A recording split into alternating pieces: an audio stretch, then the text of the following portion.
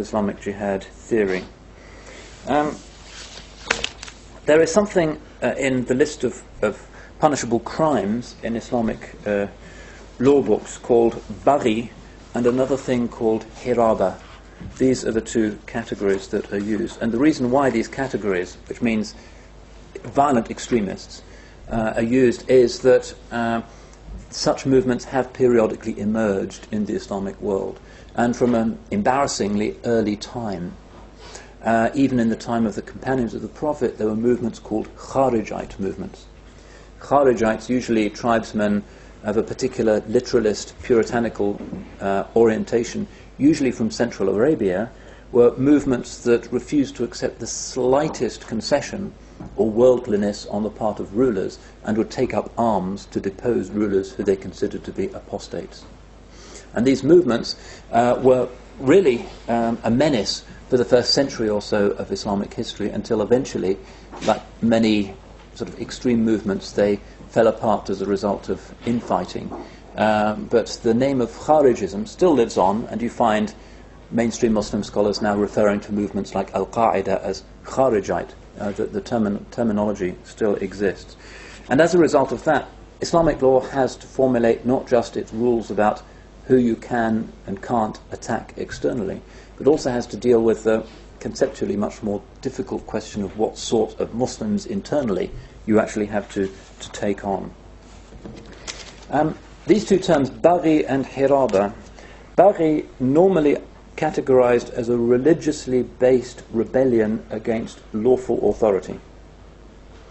There's no punishment fixed for it, it's up to the judge.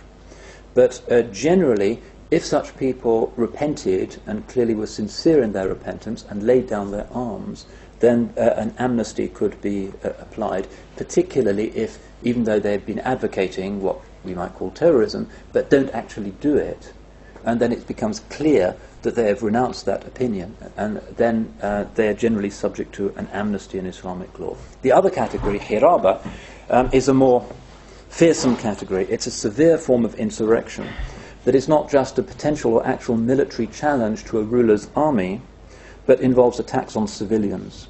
So things like brigandage, rape, the wanton destruction of property, and the murder of civilians. So Ibn Abdal, who's one of the great medieval Muslim jurists, he was chief judge of Lisbon, dies in 1071.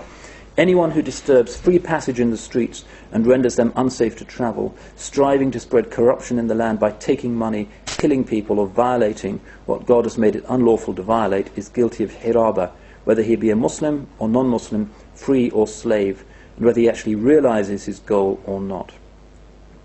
And the distinction between hiraba and just common or garden murder or brigandage is the intention to cause a sense of fear and helplessness. That's what hiraba represents. The underlying root of the word hiraba in Arabic has the sense of rage and fury, which is identified as a pagan quality. The rage of the religious radical who has broken the bounds by attacking civilians. That's the essence of the medieval understanding of what hiraba is. So you can understand why modern Sharia theorists immediately say all of these Al-Qaeda type movements are in this category. They tick all of the boxes. So for instance, one jurist says, these extremists rely on worship themselves. They're exhibiting the most serious crime condemned in the Quran, which is the root of almost all other crimes, namely arrogance. They're committing the crime of Hiraba, which is the attack on the very roots of civilization, and justifying it in the name of Islam. There can be no greater evil and no greater sin. That's part of a fatwa against Al-Qaeda. Incidentally, Hiraba is the most severely punished crime in Islamic law. It's specified, punishment specified in Surah 5, verse 33, which allows the judge to choose between a range of punishments: crucifixion, the amputation of limbs, or exile. So it's a very ferociously punished offence. These movements, sort of radical attacks on civilians on the basis of religious interpretations, pop up occasionally in Islamic history. The Ottomans had to deal with several of them. The most serious case before the dawn really of the modern age and the accession of Muslim jurisdictions to the Westphalian model, came in the early 19th century, when a group called the Wahhabis emerged from Central Arabia, the original heartland of the Kharijites. And they carried out large-scale atrocities against ordinary Muslims, killing Orthodox Muslim scholars who fell into their hands. So Ottoman jurists such as Ibn Abidin, who was perhaps the most reputed jurist of the Ottoman Empire at the time, issued formal rulings condemning them for being guilty of Hiraba and validating the jihad against them by the armies of the Khalifa, the Caliph in Istanbul. That's really the last time when the classical model of Hiraba and a state reaction to it can be found in Islamic history. Nowadays, in Islamic jurisdictions, you have a rather more confused picture, in that the states usually are secular, or even when they purport to be religious, their vocabulary and their structures are essentially Western. Iran is an Islamic republic, which immediately indicates that it's not some medieval thing. The republican idea is something that has European rather than an Islamic root. And so the crime of Hiraba is sometimes invoked by the jurists to describe what Al-Qaeda and allied movements are doing, but more usually the regimes will use Western concepts such as irhab, which is a literal translation of terrorism. That sometimes confuses matters, and very often if you read the Arab press or the press from elsewhere in the Islamic world, the terminology is very unfocused.